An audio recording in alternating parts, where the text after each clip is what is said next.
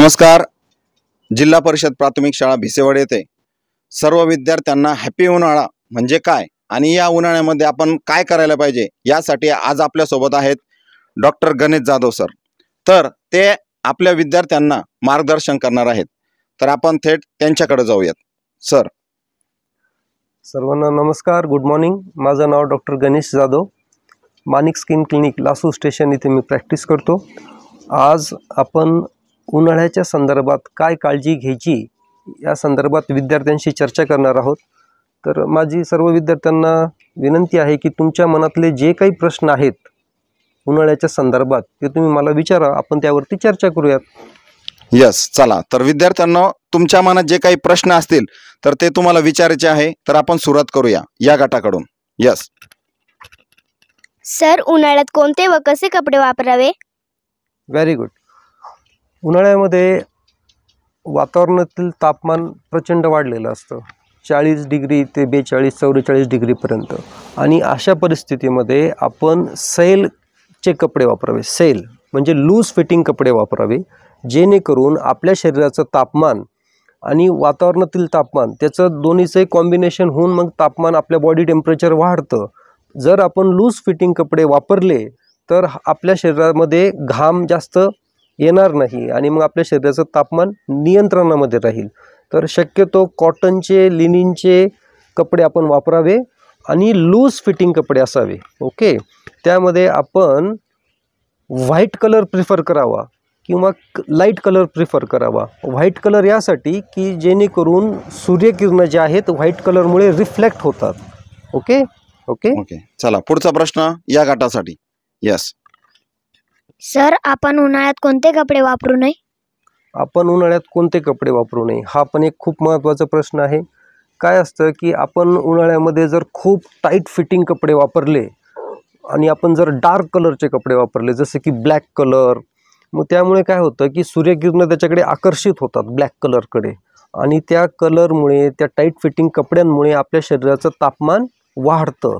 म्हणून आपण उन्हाळ्यामध्ये सैल लूज फिटिंग कपडे वापरायला पाहिजे. ओके. या गटाकडे येऊया. हां, पुढचा प्रश्न. सर, उन्हाळ्यात आपण कोणते पेय प्यावे? उन्हाळ्यात आपण कोणते पेय प्यावे? उन्हाळ्यामध्ये आपण नारळ पाणी, लिंबू पाणी, ताक, मठ्ठा, लस्सी हे पेय आपण प्यायला पाहिजे. त्यासोबत आपण ऑरेंज ज्यूस, मोसंबी ज्यूस हे पण आपण घेतलेलं आपल्या शरीरासाठी चांगलं आहे. चालेल. नेक्स्ट प्रश्न या ग्रुपसाठी. हां सर, उन्हाळ्यात पाणी किती प्यावे? खूप योग्य प्रश्न विचारला. उन्हाळ्यामध्ये आपण किती पाणी प्यायला पाहिजे? तर तुमच्या वयोगटामध्ये उन्हाळ्यामध्ये किमान 3 ते 5 लिटर पाणी आपण प्यायला पाहिजे. आपण जर इतकं पाणी पिलं तर आपल्या शरीरामध्ये पाण्याची मात्रता खूप योग्य प्रमाणात राहील. आणि किती प्यावे यावरचा प्रश्नाचं उत्तर असं असेल की दिवसभरातनं किमान आपल्याला 4 ते 5 वेळेस लघवी व्हायला पाहिजे आणि ती लघवी पाण्यासारखी असायला पाहिजे. जर आपली लघवी पिवळी असेल, आपल्या लघवीमधनं अमोनियासारखा स्मेल येत असेल, तर असं समजायचं की आपल्या शरीरामध्ये पाण्याचे प्रमाण कमी झालेलं आहे. म्हणून आपल्याला 24 तासामध्ये 5 ते 6 वेळेस पाण्यासारखी लघवी व्हायला पाहिजे. तितकं पाणी आपण प्यायला पाहिजे. Okay okay. चालेल. नेक्स्ट प्रश्न. हां सर, आपल्याला कसं समजेल की आपल्या शरीरामध्ये पाण्याचे योग्य प्रमाण आहे? यस, मी आत्ताच सांगितलं की आपल्याला दिवसभरामध्ये 5 ते 6 वेळेला पाण्यासारखी लघवी होणं गरजेचं आहे. म्हणजे आपल्याला असं कळेल की यस, आपल्या शरीरामध्ये पाण्याची मात्रा ॲडिक्युट लेवलमध्ये आहे. जर आपल्या लघवीचा वास येत असेल, अमोनियासारखा वास येत असेल, लघवी पिवळी असेल, गडद असेल, तर आपल्या शरीरामध्ये पाण्याचं प्रमाण कमी झालेलं आहे. मग आपण जास्त पाणी पिणं गरजेचं आहे. तुमच्या वयोगटामध्ये आपण 3 ते 5 लिटर पाणी पिणं गरजेचं आहे. जर की आपण बाहेर शेतामध्ये काम करतोय, आपण बाहेर उन्हामध्ये फिरतोय, तर आपल्या पाण्याचं प्रमाण तरुणांसाठी असतं 5 ते 8 लिटरपर्यंत पाणी आपण प्यायला पाहिजे उन्हाळ्यामध्ये. तुमच्या वयोगटात किती? 3 ते 5 लिटर पाणी प्यायला पाहिजे. ओके. चला, नेक्स्ट प्रश्न. ओके. ठीक आहे. सर उन्हाळ्यात बोर का होते, कंटाळा का येतो? उन्हाळ्यात बोर का होतं व कंटाळा का येतो? कंटाळा तर मला पण येतो उन्हाळ्यामध्ये, पण यामागचं सायंटिफिक कारण असं आहे की उन्हाळ्यामध्ये बऱ्यापैकी झाडांचे पानं गळलेले असतात. ओके. उन्हाळ्यामध्ये थोडंसं रुक्ष वाटतं आणि बाहेरील तापमान इतकं वाढलेलं असतं की आपल्या शरीराला त्या 40, 42, 44 डिग्री तापमानाची सवय नसते. आणि उन्हाळ्यामध्ये पालक, आई-वडील तुम्हाला बाहेर खेळायला जाऊ देत नाही, मग घरात बसून तुम्ही बोर होता. त्यामुळे उन्हाळ्यामध्ये आपल्याला बोर होतं. ओके. नेक्स्ट प्रश्न, पुढचा प्रश्न. हां. सर उन्हाळ्यात थकवा का जाणवतो? खूप भारी प्रश्न आहे. उन्हाळ्यामध्ये थकवा का जाणवतो? तर उन्हाळ्यामध्ये थकवा यासाठी जाणवतो, आपल्याला आपलं बऱ्यापैकी अंगदुखी होते, स्नायूदुखी होते. याचंच ते प्रमुख लक्षण आहे की आपल्या शरीरामध्ये पाण्याचं प्रमाण कमी झालेलं आहे. म्हणून आपल्याला उन्हाळ्यामध्ये थकवा जाणवतो किंवा आपलं जे एनर्जी लेवल असतं ते कमी असतं. तर उन्हाळ्यामध्ये आपण भरपूर प्रमाणामध्ये पाणी पिणं गरजेचं आहे. ओके. पुढचा प्रश्न. यस. सर ऊन कसे लागते? ऊन कसे लागते? ऊन कसे लागते म्हणजे उष्णघात कसा होतो किंवा सनस्ट्रोक कसा होतो, हाच प्रश्न आहे ना. हां. यस.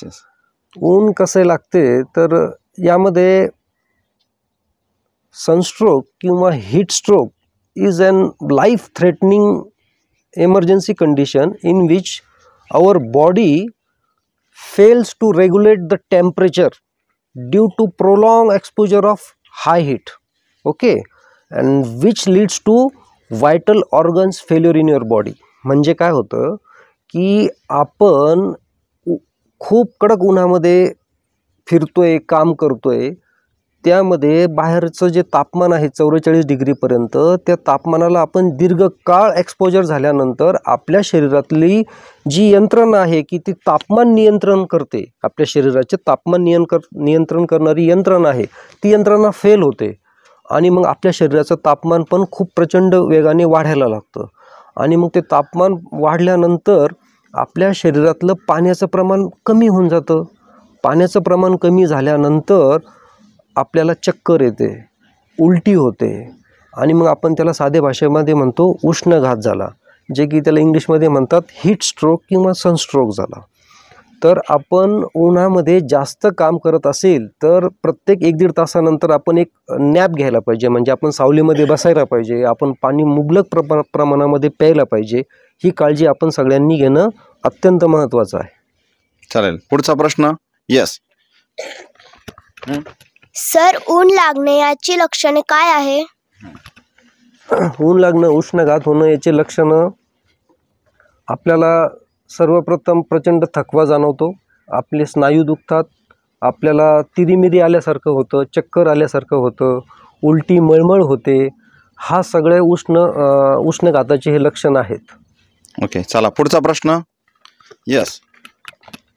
सर ऊन लागल्यानंतर काय उपचार घ्यावे? खूप योग्य प्रश्न आहे. ऊन लागल्यानंतर आपण सर्वप्रथम त्या वातावरणातून निघून थंड ठिकाणी जायला पाहिजे. समजा आपण शेतामध्ये काम करतोय तर आपण झाडाच्या सावलीखाली जाऊन बसणं, त्यानंतर अंगामध्ये जे टाईट फिटिंग कपडे असतील तर ते कपडे सैल करायचे. त्यानंतर आपण भरपूर प्रमाणामध्ये पाणी प्यायचं, त्यामध्ये आपण लिंबू पाणी पिऊ शकतो किंवा इलेक्ट्रोल ORS पावडर आपण पिऊ शकतो. आणि जर का यांनी पण आपल्याला योग्य वाटत नसेल तर आपण जवळच्या डॉक्टरकडे जाऊन आपण उपचार घेणं अत्यंत महत्त्वाचं आहे. चालेल. पुढचा प्रश्न. हां. सर ऊन लागू नये म्हणून काय करावे? ऊन लागू नये म्हणून काय करावे तर आपण समजा आपल्याला बाहेर उन्हामध्ये जायचं आहे किंवा आपल्याला उन्हामध्ये काम करायचं आहे तर आपण सर्वप्रथम लूज कपडे वापरायचे. त्यानंतर शक्यतो आपण व्हाईट कलरचे कपडे घालायचे, व्हाईट कलरचा स्कार्फ यूज करू शकतो, व्हाईट कलरची आपण टोपी यूज करू शकतो आणि प्रत्येक थोड्या वेळानंतर आपण पाणी प्यायला पाहिजे, म्हणजे आपल्याला ऊन लागणार नाही. पण शक्यतो माझा असा सल्ला राहील की दुपारी 11 ते 4पर्यंत आपण जे काही काम असेल आपलं रुटीन तर ते आपण टाळावं, उन्हामध्ये जाऊ नये. कारण उष्णघात झाल्यानंतर मग बरेच कॉम्प्लिकेशन्स येतात, आपल्याला हॉस्पिटलमध्ये जावं लागतं, ॲडमिट व्हावं लागतो, आपला खर्च वाढतो. तर 11 ते 4मध्ये आपण उन्हामध्ये न गेलेलं बरं. तुम्ही विद्यार्थी मित्रांनो 11 ते 4 मध्ये बाहेर उन्हामध्ये खेळायचं नाही.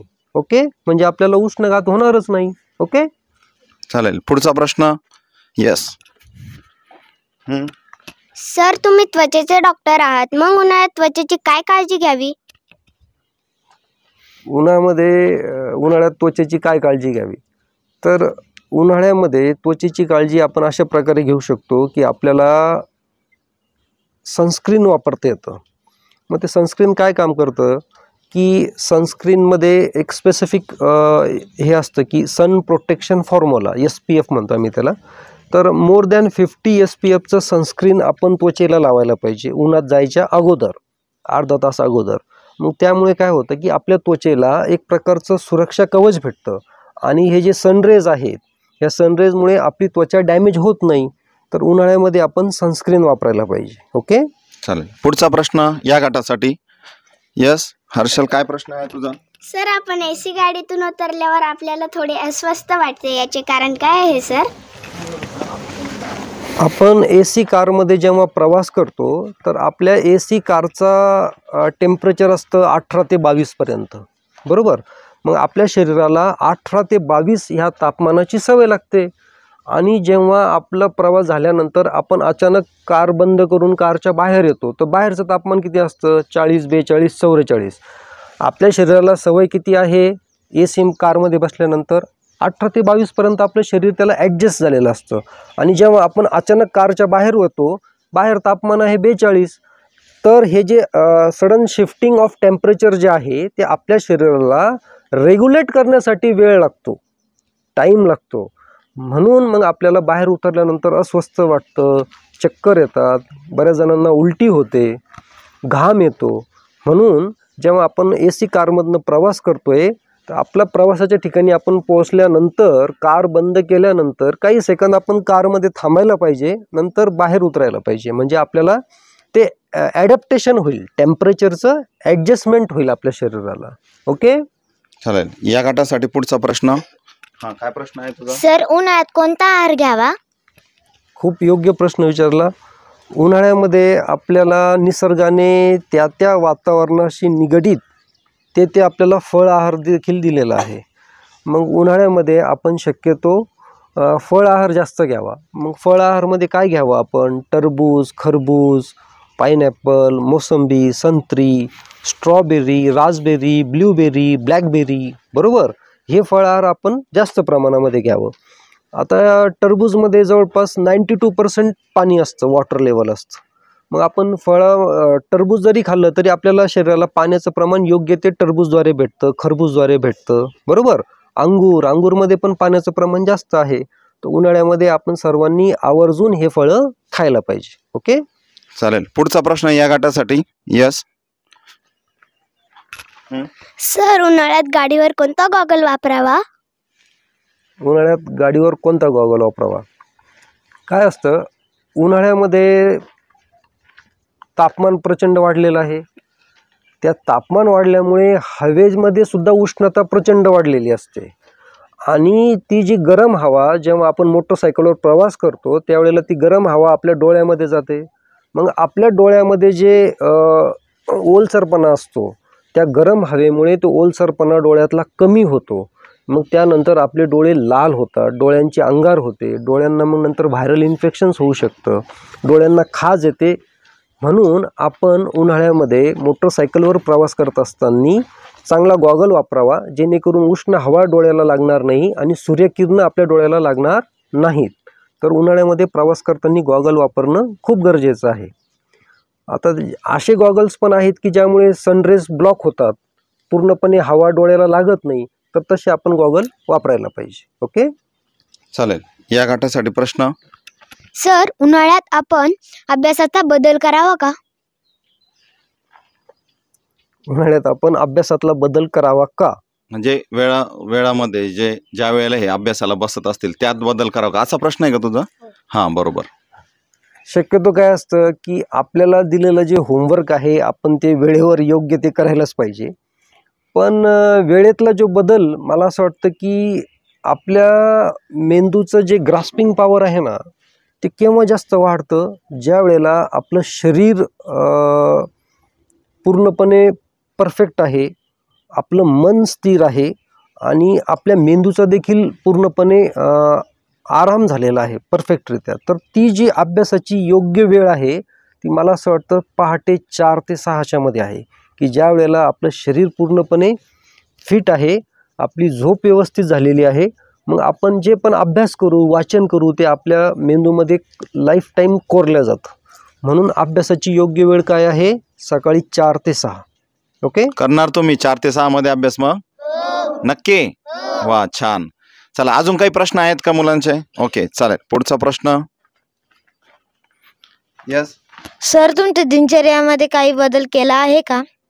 म्हणजे सरांच्या दिनचर्यामध्ये काही बदल केला आहे का रोजच्या जीवनामध्ये? बरं सर, उन्हाळा लागला म्हणून हा प्रश्न आहे की तुम्ही काही बदल करता का? तुम्ही स्वतः डॉक्टर आहात. यस यस यस यस जेव्हापासनं उन्हाळा सुरू झाला तेव्हापासनं मी लूज फिटिंग कपडे वापरतोय.